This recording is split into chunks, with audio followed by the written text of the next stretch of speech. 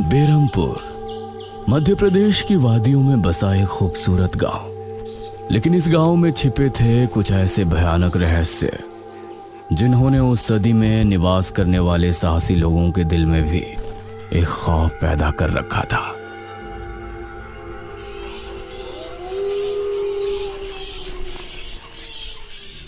आज तो बहुत दिनों के बाद मित्रों से मिलना हो रहा है, बहुत आनंद आएगा।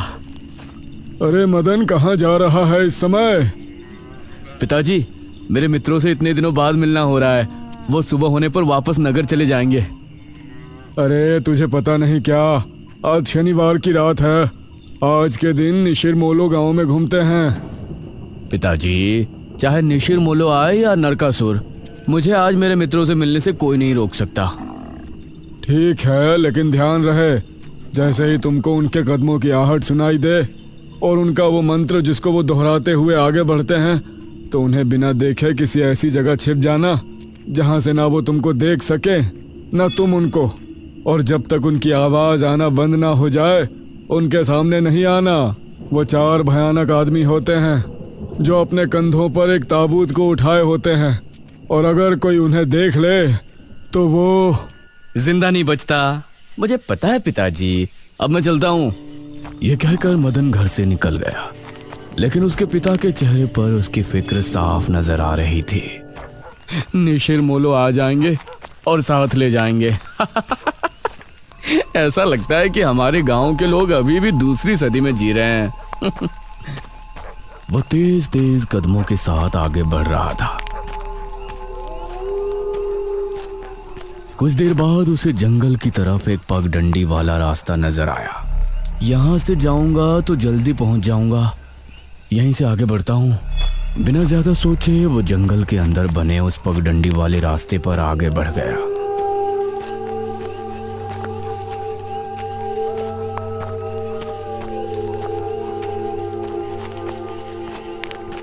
आज तो बहुत मजा आने वाला है, मिलकर खूब मदिरा पान भी करेंगे। तभी उसे भारी कदमों की आहटों के साथ कुछ आवाजें सुनाई देने लगी। इन आहटों और आवाजों को सुनकर वो एकदम से चौंक पड़ा और उसकी आंखें डर से बड़ी हो गईं। हे भगवान! वो जल्दी से झाड़ियों की तरफ भागा और उनमें छिपकर बैठ गया। वो झाड़ियों की ऊंट में बैठा लंबी लंबी सांस ले रहा था। वो आवाजें अब और ज्यादा साफ होने लगी थी। उसे यकीन था कि अब वो लोग उसके करीब ही आ रहे हैं। उसने धीरे धीरे छिपकर अपनी एक आंख से उनको देखा और वो हैरान रह गया।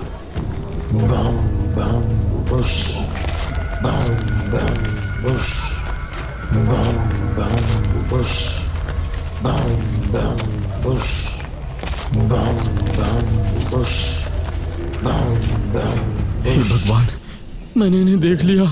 हाँ। मदन पूरी तरह से झाड़ियों में छिप गया और कुछ देर अपनी सांस तक रोके वहां छिपा रहा। फिर उसने धीरे से झांक कर देखा तो अब वो लोग कहीं नजर नहीं आ रहे थे। हाँ, लगता है चले गए। वो वहां से निकला और दोनों तरफ देखा तो वहां कोई नजर नहीं आया। हाँ, शुक्र है भगवान। उसने एक कदम बढ़ाया ही था कि तभी उसे फिर से वही आवाजें अपने ठीक पीछे से सुनाई देने लगी। उसने एक झटके से पलटकर देखा तो वो चारों ताबूत वाले शख्स ठीक उसके पीछे खड़े थे।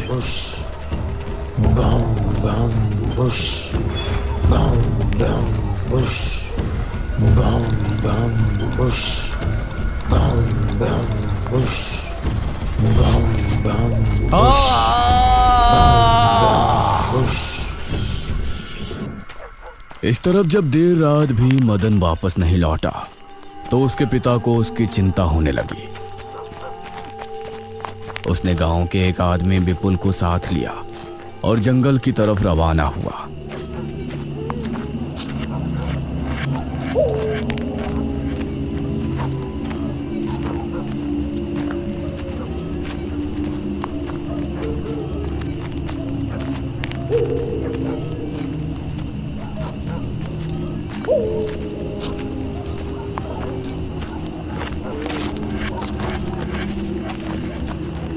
काफी देर बाद एक बरगद के पेड़ के पास जाकर उनके कदम रुक गए और आंखें खौफ से फट पड़ी।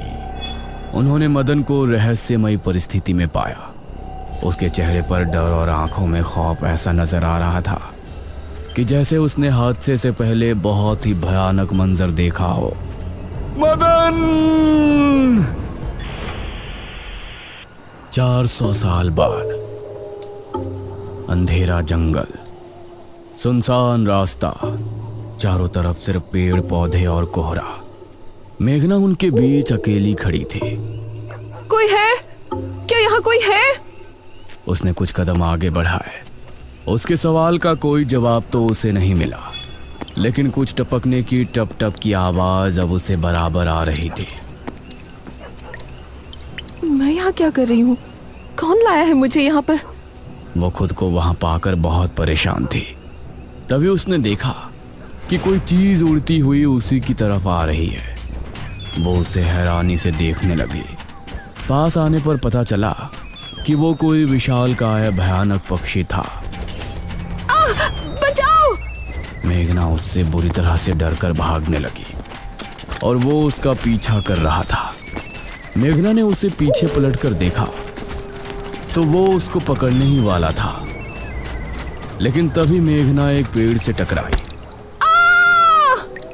उसने देखा कि उस पेड़ से हरे रंग का पानी टपक कर नीचे गिर रहा था। मेघना उस हरे पानी को गौर से देख रही थी। तभी अरे ओ मेघना, उठ जा यार, कब तक सोएगी? मेघना आंखें मलते हुए नींद से जागी। उसने देखा कि सुबह के 9 बज चुके थे। ओह शिट, हम तो लेट हो गए। तूने मुझे उठाया क्यों नहीं? मेघना अपनी एक पार्टनर इशिता के साथ दिल्ली में रह रही थी, जहां वो एक लैब में काम किया करती थी। दोनों ने साथ नाश्ता किया और फिर तैयार होकर अपनी लैब के लिए निकल गई।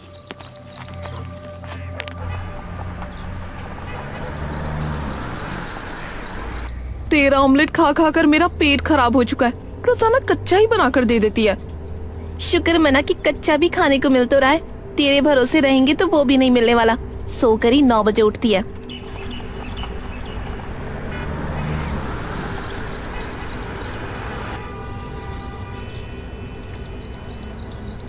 ये दोनों लैब में पहुंची और वहां जाते ही इशिता के पास प्रोफेसर जयदेव की कॉल आई। तुम दोनों ने इस बार बहुत समय ले लिया है। जो एंटीडोट बनाने का काम तुमको दिया था वो पूरा करोगे या नहीं? प्रोफेसर साहब, बस ये समझ लीजिए कि काम हो नहीं वाला है। आप हमें 3 दिन का समय और दीजिए। ये कहकर उसने कॉल काट दिया। तो इतने दिनों से प्रोफेसर को घुमा रही है। आखिर तू ये एंटीडोट तैयार करेगी कैसे? ये सुनकर इशिता ने एक किताब निकाली।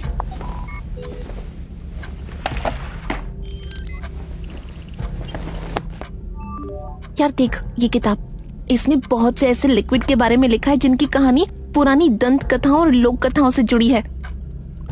तो तू कहना क्या चाहती है? मुझे इस किताब में बहुत ही अनोखे लिक्विड के बारे में पता चला है, जिसे मृत्युंजय अमृत कहते हैं। हम उस लिक्विड का टेस्ट करेंगे और अगर वो हमारे काम का निकला तो उसे यूज भी कर सकते हैं। मृत्युंजय अमृत? देख, मैं तेरे साथ कहीं नहीं जाने वाली हूँ। ये सब बातें बकवास होती हैं। अरे देख तो सही, इस पेड़ से हर पूर्णमासी की रात ये हरा लिक्विड टपकता है। तभी मेघना ने देखा कि उस पन्ने पर किसी मृत्युंजय अमृत के बारे में लिखा था और उसमें ठीक वही पेड़ दिखाया गया था जो मेघना रोजाना अपने सपने में देखा करती थी। मतलब उस हरे पानी की बात ही इस किताब में लिखी थी। हे भगवान, क्यों हिला डाला ना? है ना इंटरेस्टिंग? मेघना ने कुछ सोचा और फिर जवाब दिया, हाँ। तो हम दोनों कल ही बीरमपुर गांव के लिए निकलते हैं। आगे की कहानी के लिए चैनल को सब्सक्राइब कर लेना और बेल नोटिफिकेशन भी दबा देना बच्चों, ताकि वीडियो की नोटिफिकेशन आपके पास पहुंच जाए।